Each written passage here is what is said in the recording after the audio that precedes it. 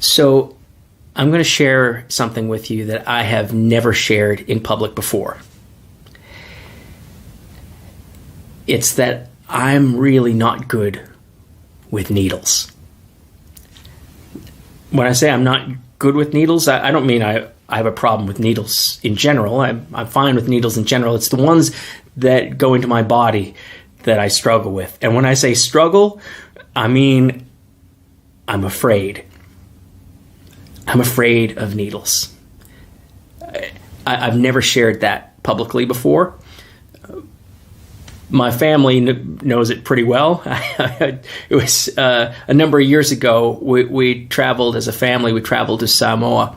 And before we went, we all needed to be vaccinated.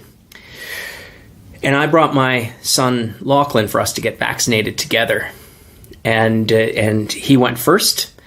And can I tell you, this little 7-year-old, he got his jab, not a tear, not a worry, not an ouch. He was a champion. And then it was Dad's turn. And little 7-year-old Lachlan needed to hold Dad's hand so that I could be brave enough to get the jab that he just got. I'm not good with needles. Why do I share that? Well, back in May, I had the opportunity, I was eligible here in Australia to book in for a COVID-19 vaccine. And I hemmed and hawed, because there was no community transmission, and I'm not real good with needles. And I thought, well, I know I'm going to get the vaccine, but maybe not just yet. Maybe I'll just hold off for a while. And then Sunday came, and a woman came up to me after church, one of our services, a senior citizen. She came up to me and she said, "Pastor, are you booked in for a vaccine?" And I knew right then what my answer had to be. I'm booking in tomorrow. And I did. I booked in the next day. And I had to wait. From the time I booked in May, I had to wait until Thursday, this past Thursday, when I got my first jab. But I did it. Nobody held my hand. I got my jab, and when it's time for my second jab, I'm absolutely going to get that as well. Because I realized when she asked me that question that my decision was not about me. It was about her. Because first of all, she was struggling with whether she was going to get vaccinated, because she'd heard all these confusing messages coming from so many different sources, and she wanted to know what her pastor was going to do. But also, it's just how vaccines work. Vaccines aren't just about protecting me. They're about protecting everyone around me. They're about protecting my neighbors. They're about caring for my neighbors, caring for the vulnerable, including those who are not able to get vaccines. It's about caring for my city. So my question was answered right there. My struggle ended right there, that I was absolutely going to get the vaccine, and I've had my first jab now.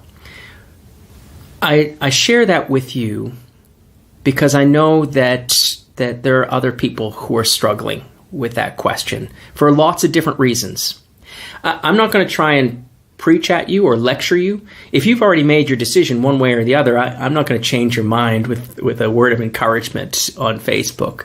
But if you're like me, if you're struggling for whatever reason, I hope that hearing my experience can be an encouragement to you.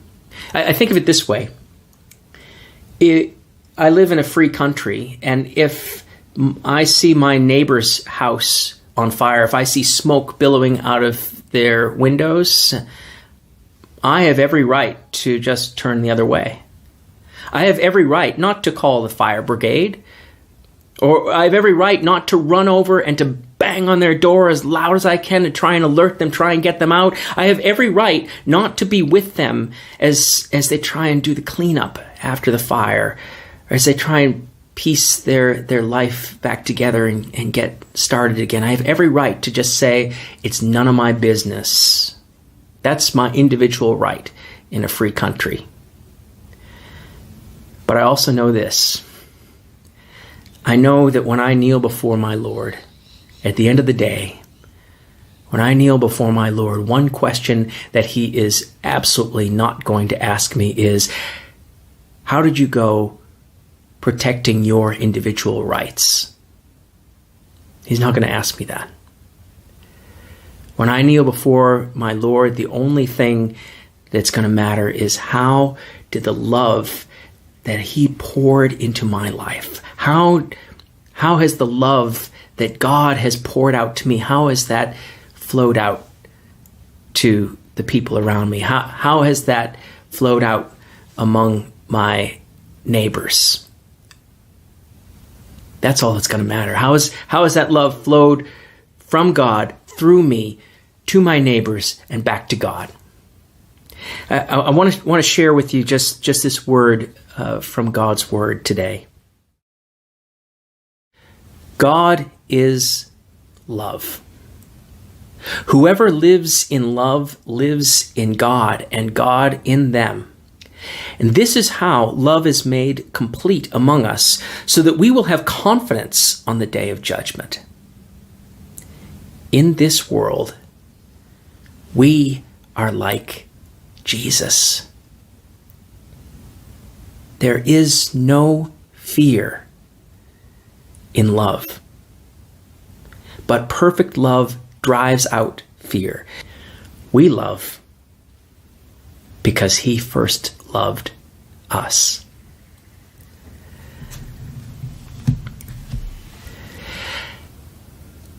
I pray that in all the decisions that you have to make today, that you would make those decisions with his love flowing in you and through you to those around you and back to God.